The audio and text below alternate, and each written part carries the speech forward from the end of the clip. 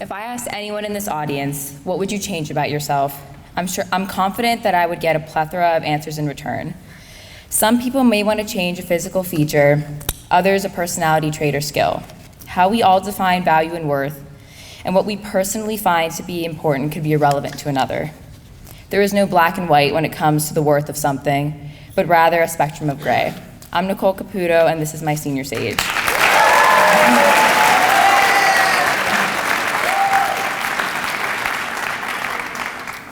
As students of the Shady Side community, we are constantly surrounded by peers who excel, whether it be on the classroom or in the field. We are part of a community full of motivated students and athletes who are all attempting to better themselves in one way or another. We are surrounded by students who always challenge us, yet with such a high-achieving school comes a sense of pressure, and in my opinion, unavoidable comparison. When I began my junior year, I felt something changing. I have never been someone who has felt insecure in their ability to do well academically, nor someone who is intimidated by the intellectual abilities of my classmates. Up to this point, I was confident that I was consistently meeting the standards that I had set for myself. During my junior year, however, as the college process began to draw closer, I started to see my academic performance in the context of my peers. As this big unknown came hurtling towards me, I began to redefine the ways in which I saw my peers. They began to appear more and more as markers for comparison. With respect to academics, however, it was easy enough for me to validate myself. There were numbers, GPAs, and data that showed me I was clearly on track.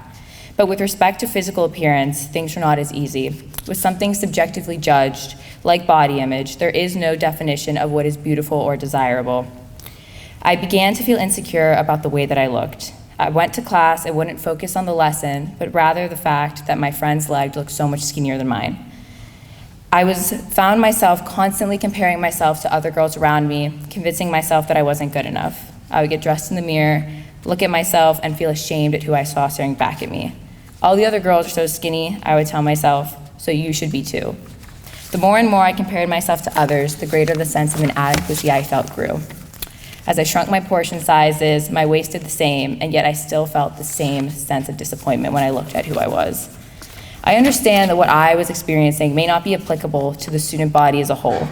However, my struggles with body image were solely a physical expression of something that I'm sure we've all struggled with at some point.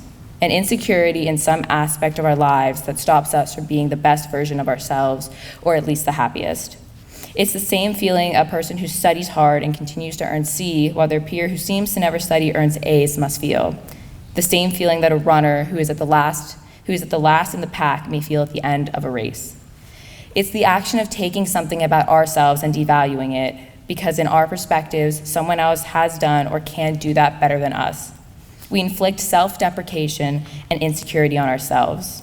We define something else as the golden standard and make that something else our goal. Essentially, we end up arbitrarily assigning values to things that make us feel perfect. At the same time that all of this was happening, I had a teacher who allowed me to challenge and tackle these issues. My junior year was the first time I had ever interacted with this teacher, and the way that she carries herself is something that I strive to emulate. I have never had a teacher so charismatic, so quirky, so intelligent, but most importantly, so at peace with who she is. The more I got to know her, the more and more I wanted to be like her. I was tired of feeling unsatisfied with who I was and ready to go back to the way I used to be. So at the end of my junior year, I decided to confide in her and what I was experiencing. Looking back, I had no idea how important this moment would be to me in the coming months. Her advice to me was as follows: Nicole, we all have an inner critic inside of our heads, a voice that will always be there to pull us down. But you have to learn how to let those negative thoughts go and realize that they're wrong. It really hurts to feel this way, but it's not something to be ashamed of. You have to try to see yourself through the eyes of others. This advice became my mantra in the following months as I tried to put an end to this period of self-negativity. The more I thought about where it all stemmed from, the more I realized that it was only coming from me, from the ways that I had chosen to compare myself with my peers.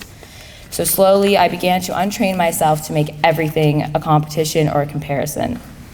In the following months, I made it a priority to identify the places in which I felt the most negative comparison and avoid them. For me personally, it ended up being the dining hall.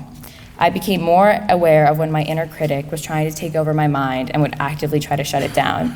And as time went on, and when I looked in the mirror, I began to see less and less of the flaws that had once made me feel so ashamed. However, what my teacher had said about the thoughts never completely going away proved to be true. This is a struggle that continues on for me, but the more time passes, the easier it becomes. Miss Yam, I want to say thank you. You helped me get back to the person I used to be and were the support that I needed in that moment, and ever since, thank you for everything. As I look back on high school, I wish I would have been easier and kinder with myself. I let my fears about the future stop me from living in the present. It would have been perfectly fine to study a little less and spend more time with my younger sister. It would have been perfectly fine to eat a donut during DR. I feel that it's hard to have perspective in the present about the lingering importance of certain things into the future.